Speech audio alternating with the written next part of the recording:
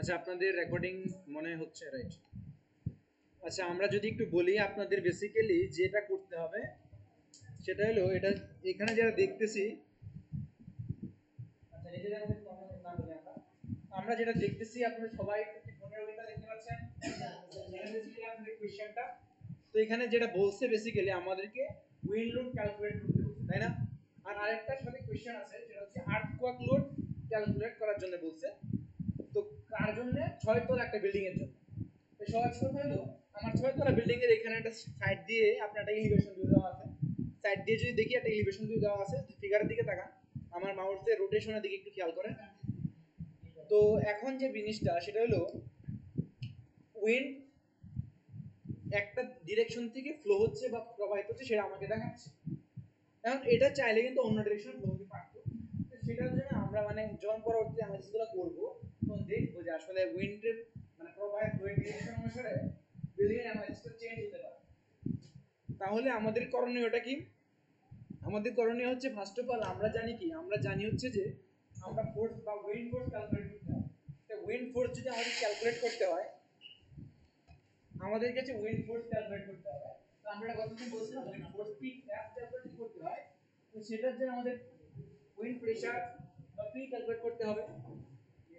যারা পরে আসছেন আপনারা সকলেই হচ্ছে যে আপনাদের ক্লাসরুমে জয়েন দিয়ে দেন, সাথে হচ্ছে নিজেদের সাউন্ডটা টার্ন অফ করে দেন। কারণ হচ্ছে যে আমি একটা স্লাইড শো করতেছি আর কি, সবাই ক্লাসরুমে একটু ঢুকে যান। তো যেটা বলতেছিলাম, আমাদের wind force F ultimate target হচ্ছে আমাদের ফোর্স ক্যালকুলেট করা।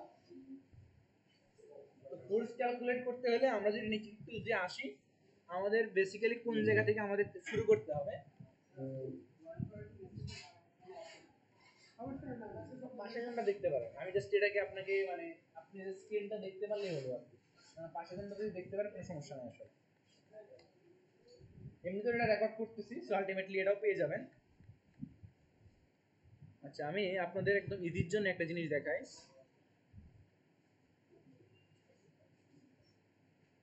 আমরা যে উইন্ড অ্যানালাইসিস করতেছি সেটা বেসিক্যালি কোন সিস্টেমে করতেছি? সেটা হচ্ছে আমরা অ্যানালিটিক প্রসিডিউরে করতেছি।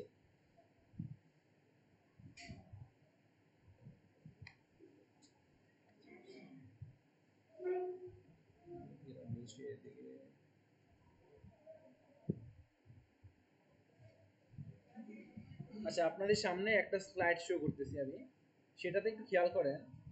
আপনাদের অ্যানালিটিক প্রসিডিউরে আমরা করতেছি যেহেতু, আমাদের আলটিমেট ডান পাশে যেটা আছে design wind load P calculate করতে হবে। এটা হচ্ছে আমাদের পি তে wind load, design wind load যেটা, এটা পি এটা প্রেসারে আছে। তা আমরা যেটা করব, উইন্ড লোড পি যদি ক্যালকুলেট করতে পারি, প্রেসার যদি ক্যালকুলেট করতে পারি, তাহলে আমরা কি করতে পারবো? ফোর্স ক্যালকুলেট করতে পারবো। কারণ কথা হচ্ছে আসলে ফোর্স কেন ক্যালকুলেট করতে, কারণ দেখি কারণটা যদি সবাই একটু বোর্ডের দিকে তাকায়, আমাদের আমরা কি জানি বলেন তো, এটা তো বিল্ডিং হয়, আমাদের বাহ্যিক দিক থেকে কি আসে? ফোর্স আসে। কি আসে? ফোর্স আসে। তাহলে আমাদের প্রেসার তো আসলে আমাদের বাইরের কম্পোনেন্ট হিসেবে তো প্রেসারটা আসলে আসলে আমরা সেটাকে ফোর্স হিসেবে ক্যালকুলেট করি, তাই না? তো দ্যাটস ওয়াই আমরা কি করতে চাচ্ছি, আমরা হচ্ছে ফোর্স বের করতে চাচ্ছি। তাহলে ফোর্স বের করতে চাইলে আমাদের ইকুয়েশন আমরা কি জানি বলেন? P ইকুয়াল টু কি জানি? F by A। তো আপনি প্রেসার যদি বের করতে পারেন তাহলে সামহাউ F ইকুয়াল টু কি বলতে পারেন? PA। অর্থাৎ আপনারা হচ্ছে যে যদি সামহাউ প্রেসার বের করতে পারেন তাহলে এরিয়া দ্বারা গুণ করলেই ফোর্স পেয়ে যাবেন। ঠিক আছে কথা? আচ্ছা, এবার আমাদের যে ইকুয়েশন, যারা পরে আসছেন আপনাদের ক্লাসরুমে একটু জয়েন দিয়ে দেবেন। আপনাদের একটা স্লাইড শো করতেছি, সাথে হচ্ছে সাউন্ডে টার্ন অফ করে দিবেন। তো আমাদের যে ইকুয়েশনটা আছে সেটা হচ্ছে কি P equal to QGCP minus QI GCPI। তো এই ইকুয়েশনটা আমরা পরে আলোচনা করব। এই ইকুয়েশনে যে একটা টার্মিনোলজি দেখি Q, সেই কিউটা আমাদের ইনিশিয়ালি বের করা প্রয়োজন। ফার্স্ট অফ অল আরেকটা মজার কথা বলি, আপনাদের এই চ্যাপ্টার মানে উইন্ডের জন্য কোনো ফর্মুলা মুখস্থ করতে হবে।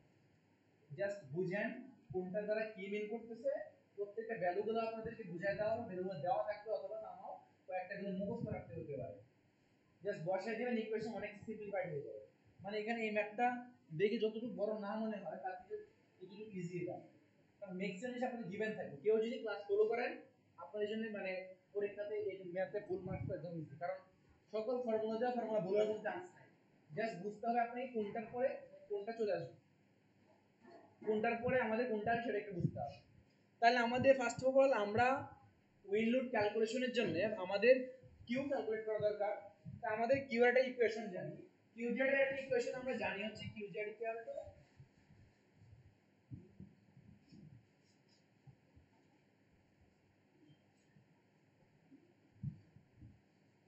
এটা জানি। আচ্ছা, এই জায়গাতে আমাদের অনেকগুলো প্যারামিটার দিতেছি। কয়টা প্যারামিটার? পাঁচটা প্যারামিটার দেখতেছি। তাহলে এখন পাঁচটা প্যারামিটারের ভিতরে আসলে কোনটার পরিচয়টা কি? আরেকটা কি বলছি আমরা? Importance factor. কি ফ্যাক্টর? Importance factor. এখন কথা হচ্ছে যে এই ইম্পর্টেন্স ফ্যাক্টর এটা কি বেসিক্যালি? এটা কার উপর ডিপেন্ড করে? আপনাদের এটা বলছিলাম গত ক্লাসে যে আইটা ডিপেন্ড করে হচ্ছে আপনার অকুপেন্সি ক্যাটাগরি। অকুপেন্সি ক্যাটাগরি কি? সেই অকুপেন্সি ক্যাটাগরি বোঝার জন্য আপনাদের একটু উপরে একটা স্লাইডে নিয়ে যাই।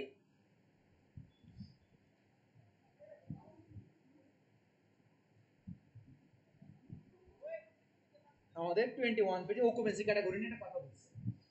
অকুপেন্সি ক্যাটাগরি আমাদের চার ধরনের আছে। ও ডান পাশে একটু দেখেন এই যে এইদিকে অকুপেন্সি ক্যাটাগরি 1 2 নিচে আছে 3 এন্ড তারপরে আছে 4। এখন কথা হচ্ছে যে আপনার জেনারেল কিছু আইডিয়া করি, জেনারেল কিছু কথা বলি। যেমন আপনাদের first of all occupancy category 1 এ কাদেরকে লিখছে? Agricultural facilities. সহজ কথা হলো আমি যদি সামারি বলি এখানে আপনারা নিজেরা বলে মিলাই নেবেন। স্টোরেজ টাইপের যেগুলো আছে, ধরেন হচ্ছে যে এখানে এগ্রিকালচার ফ্যাসিলিটি বলেন, মাইনর স্টোরেজ ফ্যাসিলিটি বলেন, এগুলো আসলে মিনিংটা কি? মিনিংটা হলো যে ধরেন হচ্ছে যে সকল অঞ্চলে বিভিন্ন শস্য উৎপাদন হয়, লাইক আলু হইতে পারে, পেঁয়াজ হইতে পারে, সেগুলো তো আমার স্টোরেজ করার প্রয়োজন পড়ে। তো সেটার জন্য কি আপনাকে একটা স্ট্রাকচার দাঁড় করাইতে হবে।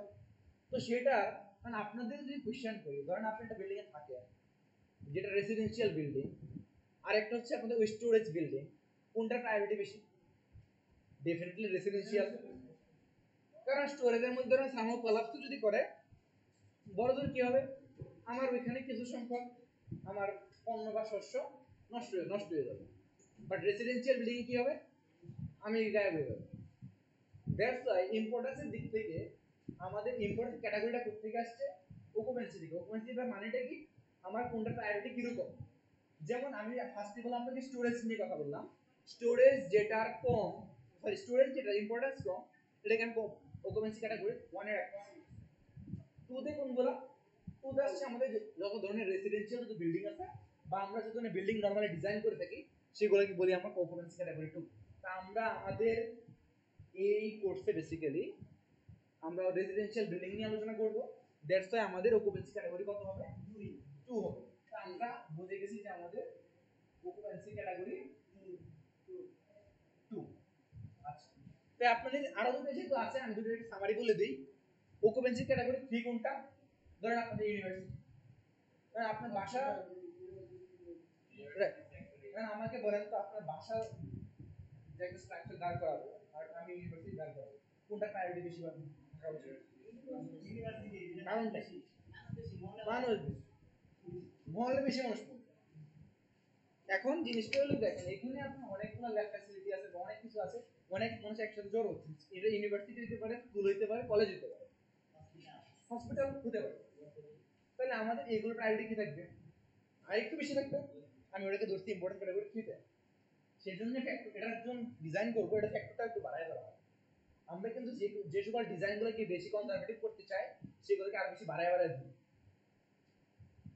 আচ্ছা, এখন অকুপেন্সি ক্যাটাগরি 3 এর মধ্যে আরো নিচে দিকে एग्जांपल দিছে water treatment facilities, Suez treatment plant, Suez treatment plant, telecommunication centre. আমি এখানে সবগুলো আসলে লাইন বাই লাইন করলাম না, আপনাদের একটা জিস্ট বুঝাই দিচ্ছি, আপনারা বাকিগুলো রিডিং দিলেই বুঝে যাবেন।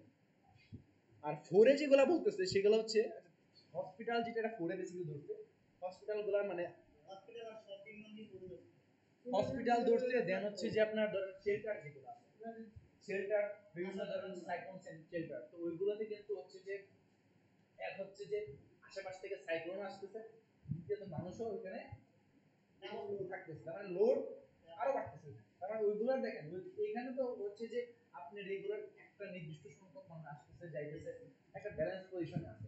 শেল্টারগুলোতে মানে সাইক্লোন শেল্টারগুলোতে যেটা হয় যতটুকু কোনো জায়গা রাখতে বেশি মানুষ চলে আসে, কারণ সব মানে একটা অঞ্চলে সব মানুষজন ওইখানেই চলে আসে। আর স্কুল কলেজের তুলনায় ওইটার প্রায়োরিটি কিন্তু আরো বেশি থাকে। কারণ স্কুল কলেজে মানুষজন ধরেন হলো যে আসতেছে মানে এটাও ইম্পর্টেন্ট, বাট ওইখানে যেটা হলো জীবন মরণ অবস্থা। হসপিটালগুলো বা ইমার্জেন্সি যে সকল জিনিসপত্র আছে একদম ইমার্জেন্সি, মানে যেগুলো একদম আপনার হচ্ছে যে এগুলো যদি কোলাপস হয় একদম বিশাল অনেক বড় সড় ক্ষতি হয়ে যায়। আবার আরেকটা জিনিস হলো হসপিটালগুলোতে বিভিন্ন অনেক মানে উচ্চ হাই লোড সম্পন্ন অনেক ডিভাইস থাকে। তো যে ডিভাইসগুলোর জন্য আপনার হচ্ছে যেটা হয় লোডটা বেশি চলে আসে। তো সবগুলো চিন্তা করে আমাদের অকুপেন্সি ক্যাটাগরিটা ডিজাইন করা হয়েছে। তাহলে ওই অকুপেন্সি ক্যাটাগরির উপরে আমার কার মান ডিপেন্ড করতেছে? আই এর মান। তাই এর মান কত আমাদের জন্য এটা একটু দেখি নিচে। এই যে দেখেন একটা টেবিল দিছে। তো এই টেবিলে আমরা কি দেখতেছি? ফার্স্টের যে কলামটা এটা হচ্ছে ইম্পর্টেন্স ক্লাস, তাই না? সেকেন্ডটা বলতেছে কি নন সাইক্লোন প্রোন, আর পরেরটা বলতেছে সাইক্লোন প্রোন। মানেটা কি? সাইক্লোন প্রোনে সহজ একটা एग्जांपल দেই। নন সাইক্লোন প্রোন যেটা সেটা হচ্ছে যে ধরেন ঢাকা সিটি ধরেন আর হচ্ছে আপনি কক্সবাজার ধরেন বা মংলা ধরেন, কোথায় ঘূর্ণিঝড় বেশি হয়? মংলা। যে আপনি যদি ঢাকাতে ট্রাভেলিং যদি করেন বাতাস যতটুকু আপনাকে অ্যাটাক করবে, মংলাতে যদি করেন তার থেকে বেশি করবে। মানে আপনি যদি ঢাকাতে যেরকম উইন্ড আপনি যদি ওইখানে ওইরকম ধরেন উইন্ড টিকবে, আপনি কি করতে হবে? এটা একটা বেসিক্যালি ডিজাইন করতে হবে। আচ্ছা এখন আপনাদের আমি অনলাইনে আপনাদের একটা ভিডিও দেখাবো। এখন অফলাইনে যেহেতু আমরা ম্যাথমেটিক্যাল কারণে দেখাবো, অনলাইনে যখন যাব তখন হচ্ছে যে উইন্ডে কি ধরনের ইফেক্ট আসে আসলে প্র্যাকটিক্যালি সেই জিনিসগুলো আপনাদের দেখাবো। অথবা আপনাদের ভিডিওগুলো আমি আপলোড করে দিয়ে দেবো, আপনারা নিজেরা দেখে নিতে পারেন। মানে এগুলো বিভিন্ন সোর্স থেকে কালেক্ট করা হয়েছে, জাস্ট দেখবেন যে উইন্ডের জন্য এই জিনিসগুলো আসতে পারে। আচ্ছা এবার আমাদের যে ভেলোসিটি যেগুলো দেখেন এখানে ভেলোসিটি রেঞ্জ দিয়েছে 38 থেকে 44 মিটার পার সেকেন্ড, আর হচ্ছে 44 মিটার পার সেকেন্ড বেশি। তো এগুলার জন্য আমাদের এই আয়ের মানটা কি হয়? চেঞ্জ হয়। তা আমাকে আমার যে ভেলোসিটি ভেলোসিটি কোথা থেকে পাবো? ভেলোসিটি গুলো হচ্ছে যে আমাদের লোকেশন ডিপেন্ড করে। কার ডিপেন্ড করে? লোকেশনের উপর। তো এটা আমাদের আপনাদের একটু দেখাই। ভেলোসিটি যে লোকেশনে ডিপেন্ড করে, এই দেখেন সবাই একটু ফোনের স্ক্রিনের দিকে খেয়াল করেন। আপনাদের ফোনের স্ক্রিনে যেখানে আপনাদের যে ডিসপ্লেটা আসছে সেখানে দেখেন আপনাদের বেসিক উইন্ড স্পিড সেই কথাটা বলা আছে, এবং বাম পাশে হচ্ছে আপনার লোকেশন দেওয়া আছে, তাই না? সেই লোকেশনে করেসপন্ডিং আমাদের ভ্যালুগুলো দেওয়া আছে কার? ভেলোসিটি। তাহলে আমাদের যে জিনিসটা ঘটতেছে দেখেন আমাদের কক্সবাজার ভেলোসিটি কত? কক্সবাজার হচ্ছে আপনার 80, ঢাকাতে সেটা হচ্ছে 65.7, দিনাজপুরের ওদিকে আরো কম 41.4। ময়মনসিংহ বা মানে বিভিন্ন অঞ্চল আসলে এখানে ভেলোসিটি দেওয়া হয়। তাহলে আমাদের যেটা হবে এই জিনিসগুলো আসলে কি আমি আপনাদের গতদিন বলেছিলাম, সেটা হচ্ছে যে আমরা বিএনবিসি 2020 ফলো করতেছি। এই যে চার্ট যেটা দেখতেছি সেটা কোথা থেকে নিয়ে আসছি? বিএনবিসি থেকে। তো এই বিএনবিসি থেকে আমাদের ডাটাগুলো দেওয়া আছে। আপনাদের পরীক্ষাতে যেটা হবে আপনাদেরকে যে কোনো শহর বলে দিবে। শহর বলে দেওয়া মানে কি আপনাকে হচ্ছে যে ভেলোসিটি আপনি জানবেন, আইদার দুটো ওয়ে হইতে পারে, আপনাদেরকে চার্ট দিয়ে দিতে পারি অথবা সরাসরি ভেলোসিটি বলে দিতে পারি। তাহলে আমি যেটা দেখতেছি সেটা হলো যে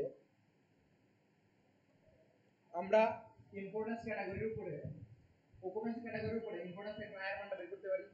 ধরেন আমাদের রেসিডেন্সিয়াল বিল্ডিং 2 ক্যাটাগরি 2 হয়, তাহলে আমাদের সাইক্লোন প্রোন হোক অথবা সাইক্লোন প্রোন না হোক আয়ের মান কত? তাহলে সার্বজনীন আমাদের এর মানটা কত? এই যে বি এর ভেলোসিটি মানে এটা কি থাকবে? গিভেন লোকেশন আছে, তাই না? ঢাকা সিটির জন্য কত? 65.7 দেখলাম, কক্সবাজারে 80। তো এই ভ্যালুগুলো কি থাকবে? গিভেন থাকবে। তাহলে আমি দুটো ভ্যালু দিয়েছি অলরেডি।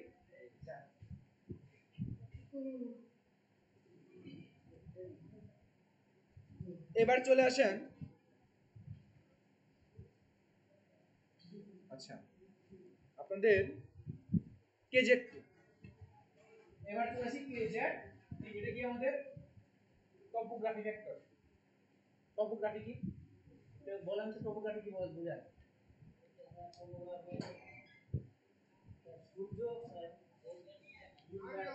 আচ্ছা সহজ কথা হলো আপনাদের আশেপাশে আপনি যে লোকেশনে একটা স্ট্রাকচার দাঁড় করাবেন ওইটার আশেপাশে আপনার মানে অ্যারাউন্ড সার্কামস্টেন্স মানে এনভায়রনমেন্টাল স্কিল কিরকম, ওটা কি আপনি হিলিয়ার বিল্ডিং করতেছেন নাকি হলো যে আপনি সমতল ভূমিতে মানে বিল্ডিং করতেছেন, মানে আপনার সয়েল কন্ডিশনটা বা আপনার আশেপাশে আপনি কোন লোকেশনে করছেন এনভায়রনমেন্টাল জিও টোপোগ্রাফি ডিপেন্ড করতেছে। তাহলে আমাদের যদি আমরা পাহাড়ে বিল্ডিং করি বা বিভিন্ন রিচ এরিয়াতে যদি বিল্ডিং করি তাহলে আমাদের টোপোগ্রাফি ফ্যাক্টরের জন্য উপরে একটা ইকুয়েশন দেখাচ্ছে কেজেটি একটা ইকুয়েশন দেখাচ্ছে k1 k2 k3 ডিপেন্ড করতেছে। সেই k1 k2 k3 এর ভ্যালুগুলো আপনাদের হচ্ছে যে এই চার্ট থেকে বের করা যায়। কিন্তু মজার বিষয় হলো আমরা যেহেতু কোন পাহাড়ি এরিয়াতে বিল্ডিং ব্যবহার করতেছি না, তাহলে আমাদের কেজেটি ভ্যালুটা কত? আপনাদের এখানে বলছে দেখেন উপরে যতগুলো কন্ডিশন দিয়েছে সকল কন্ডিশনগুলো হচ্ছে আমাদের পাহাড়ি এরিয়ার জন্য বা হিলি এরিয়ার জন্য। তাহলে বাকি থেকে কি আমরা নরমাল যেগুলো চিন্তা করব সেগুলো আসলে কোনো কন্ডিশন মিট করে না। দ্যাটস হোয়াই আমাদের নিচে লাইন লেখা আছে if some conditions are not met kz equal to কত 1। তাহলে আপনারা kz এর ভ্যালু কত পেয়ে যাচ্ছেন 1। এগুলো কি বুঝি না কি বুঝি না সবাই মনে হচ্ছে ঘুমাচ্ছেন অ্যাক্সিডেন্ট ব্রেক নেন তারপরে বলতেছি এবার জাস্ট ফিল আসছে। হ্যাঁ আচ্ছা সমস্যা নেই যা আছে মোটামুটি আপনি শেষ করে দেওয়া হবে। কেজি একটু বুঝছেন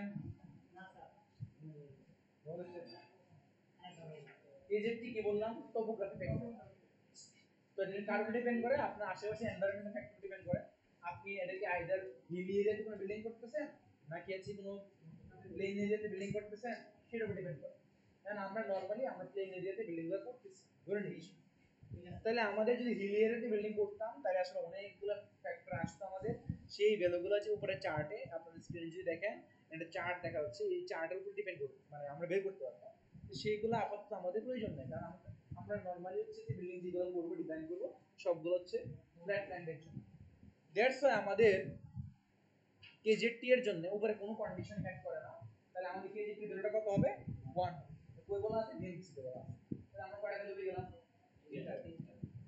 বাকি আছে কেডি আর কেজেটি। কেডি আসে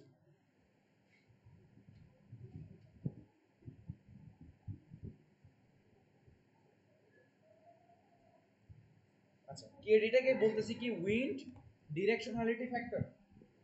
এর নাম কি উইন্ড ডিরেকশনালিটি ফ্যাক্টর। আপনাদের স্লাইডে দেখেন আমি নামটা আমি লিখলাম না। উইন্ড ডিরেকশনালিটি ফ্যাক্টর কি বলছি কেডি। তো কেডিটা কার উপর ডিপেন্ড করে আপনার বিল্ডিংটা কি রকম। যেমন আমরা নরমালি কি করি আমাদের যে বিল্ডিংগুলা ফ্রেম মানে আমাদের যে এগুলো তো ফ্রেম স্ট্রাকচার নাকি এটা তো স্টিল স্ট্রাকচার। আমাদের যে মেইন বিল্ডিংটা ফ্রেমের উপর দাঁড়ায় আছে ফ্রেম তো বুঝেন নাকি ঠিক আছে। ফ্রেমের উপর দাঁড়ায় থাকলে আমাদের ফ্রেম যেগুলো বিল্ডিং ডিজাইন করি সবগুলা ধরে নিয়ে উইন্ডটাকে রেজিস্ট করতে পারবে এটা কি করতে পারবে। তো আমাদের main wind force resisting system যে আমরা কোনো বিল্ডিং ডিজাইন করে থাকি মানে উইন্ড ফোর্সকে রেজিস্ট করতে পারে এরকম কোনো বিল্ডিং ডিজাইন করে থাকি। তো সেই সকল ক্ষেত্রে আমাদের কেডির ভ্যালু কত বলতেছে 0.85। এই পাটা ওদের ঘোরায় না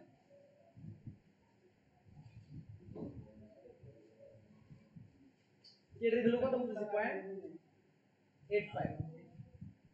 তাহলে আমাদের আরো একটা সামারি বলি। আমাদের যদি এখানে চার্টটা একটু দেখি চার্টের ভিতরে আমাদের কেডি এর ম্যাক্সিমাম ভ্যালুগুলো কত আছে 0.85। তাহলে আপনারা যদি কোন না বুঝেন ইন জেনারেল কি আপনি কেডি এর ভ্যালু কত পাবেন 0.85 মানে আমরা মোস্ট অফ থেকে 0.85 ইউজ করে কেডি দেব। তাহলে আমাদের কয়টা ভ্যালু হয়ে গেল 4টা। তাহলে ইকুয়েশন কি আসলে আর ইকুয়েশনের মতো আছে একদম ইজি হয়ে গেছে। তো বাকি আছে কি কেজেড। আচ্ছা কেজেড এর একটা কাহিনী আছে এই কাহিনীটা বলে দিই তাহলে আপনাদের কাহিনী শেষ। এই কেজেডটা আমাদের একটা জিনিস খেয়াল করে সেটা হলো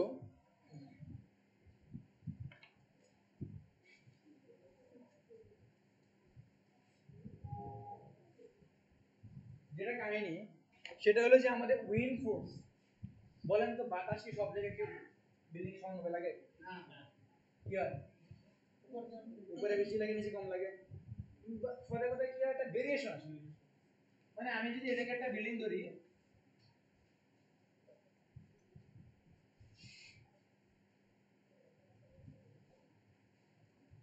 তাহলে এখানে প্রত্যেকটাতে কি আসবে একটা ভেলোসিটি কি আসবে একটা ভেরিয়েশন মানে তুমি ফুটতে ধরেন এটা দিয়ে f1 হয় এটা definitely f2 f3 f4 f5 মানে সবগুলো কি হবে ভেরিয়েশন আসবে।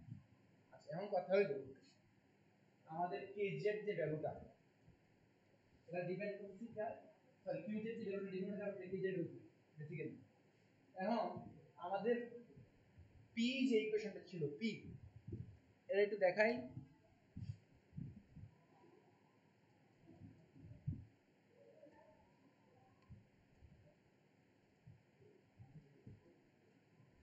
পি যে ইকুয়েশনটা ছিল ওখানে কিউ একটা ভ্যারিয়েবল ছিল, তো সেই জায়গাতে কিউ যদি কনস্ট্যান্ট হয়ে যায় তাহলে প্রেসার কি হয়ে যাবে? কনস্ট্যান্ট হয়ে যাবে। মানে আমি যে এইদিকে তাকাই কিউ এর যতগুলো ভ্যালু পাবো পি এর ততগুলো ভ্যালু পাবো। কিউ এর যদি একটা ভ্যালু পাই পি এরও একটা ভ্যালু পাবো, কারণ বাকিগুলো হচ্ছে কনস্ট্যান্ট। পরে আমরা দেখব। কিন্তু আমাদের কি বুঝতেছে আমাদের প্রেসারটা কি হয় না সব ফ্লোরে কি হয় না সমান। তাহলে এটা উনিশের কাহিনী আছে। তাহলে কি কাহিনী? এই কিউজেড যেটা লিখেছে এর কারণে ডিপেন্ড করে কিউজেড কিউজেড কিউজেডটা ডিপেন্ড করে একটা হাইটের উপর। অর্থাৎ কিউজেডটা ডিপেন্ড করে প্রতিটা ফ্লোরে কিউজেডটা চেঞ্জ হয়। প্রতিটা ফ্লোরে কিটা চেঞ্জ হয়? কিউজেড বা কেজেড চেঞ্জ হয়। তো সেই চেঞ্জটার জন্য আমাদের টেবিল বা একটা চার্ট আছে, সবাই একটু স্ক্রিনের দিকে তাকাই।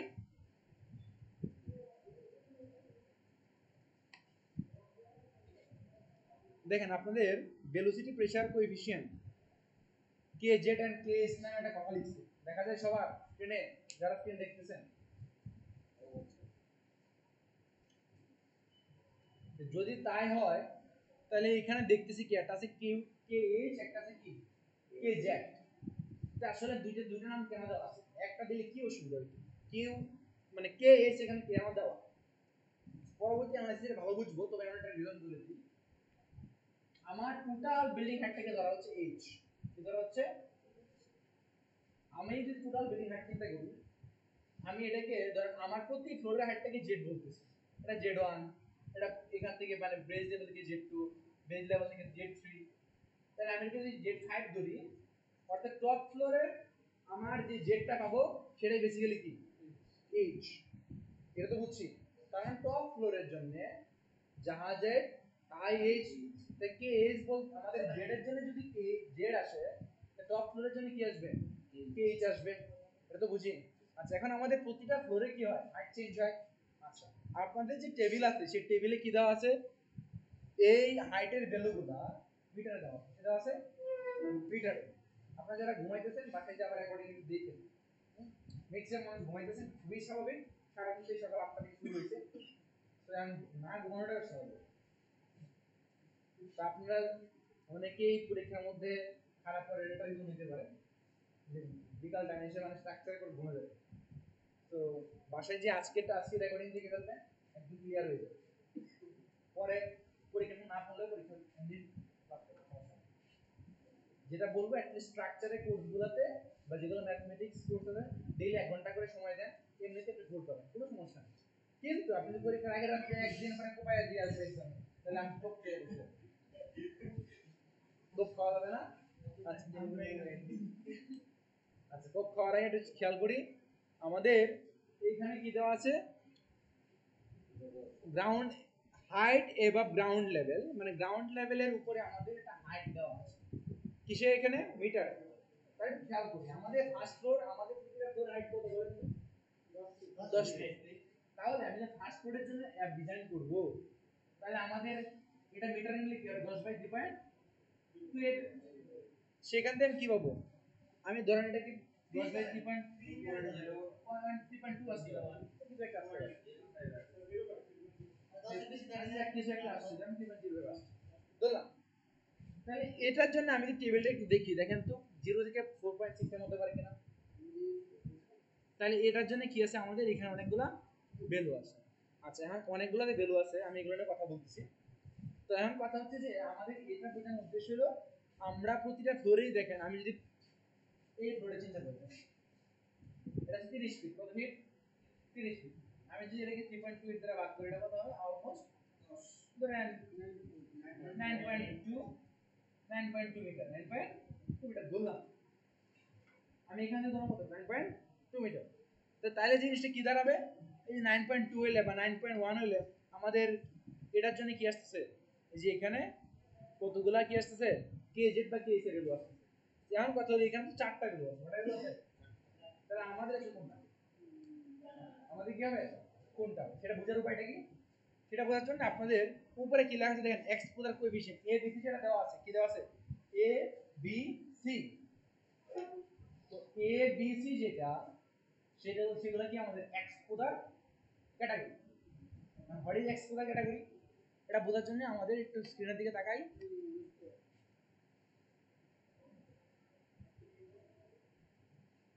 ফিগারটা দেখা যায় ফিগারটা দেখলে দেখেন তো এক্সপোজার এর কাছে চেহারা দেখে কি মনে হয় হ্যাঁ চেহারা দেখে মনে হয় এটা খুব মানে জঙ্গলের থেকে বলতে খুব কনসিস্টেন্ট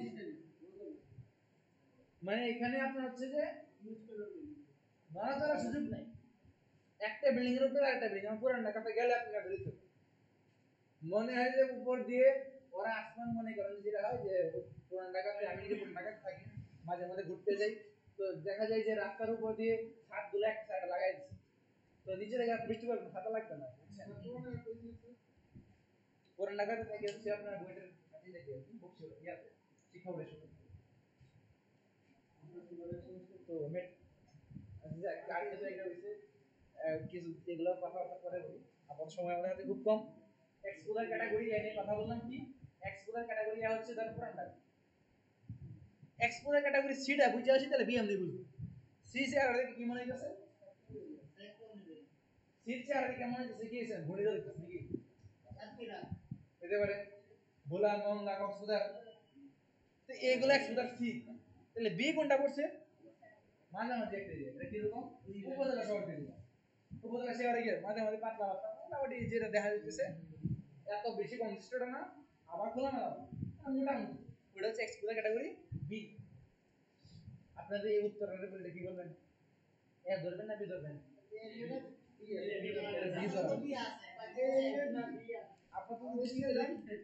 এটা বি ধরা ঠিক না এক্সপোজার ক্যাটাগরি আমি ধরলাম কি আমাদেরটা বি তে আছে তো এবিসি তো বুঝছি এখন আমাদের সামনে আবার কিছু কেস আছে সেই কেসগুলো আমরা পরে দেখবো আপাতত আমাদের একটু ভ্যালুটা দেখে আসি আমাদের হাইটের জন্য যখন ক্যাটাগরি বি হয় তো এখানে আমাদের কত আসছে ভ্যালু পয়েন্ট তো ভ্যালু কয়টা পাই গেছে একটা পাই গেছে ভ্যালু আর চারটে ইউজ করা লাগতেছে তো আমি কার ভ্যালু পাই গেছি কেজেড এর ভ্যালুগুলো আমাদের হাইট ওয়াইজ করতে করে ডিফারেন্ট পাবো আমি তাই কি করব আমাদের নেক্সট দিন দেখবো আমরা যে আমরা যেটা করব প্রতিটা ফ্লোরের জন্য আলাদা করে টেবিল বানাবো যেমন আপনাদের প্রতিটা ফ্লোরের জন্য আপনাদের যেটা ফার্স্ট কাজ যেটা হবে আমি প্রসিডিউর পুরোটা দেখাবো আজকে তো আপনি এখানে কোন ভ্যালুগুলো কিভাবে রিড করতে সেটা শিখাইলাম ভ্যালুগুলো যদি রিড শিখে যান তাহলে আসলে ম্যাথ করতে আপনাদের 10 মিনিট সময় লাগবে ভ্যালুগুলো রিড হচ্ছে আমাদের জন্য ইম্পর্টেন্ট সূত্রগুলো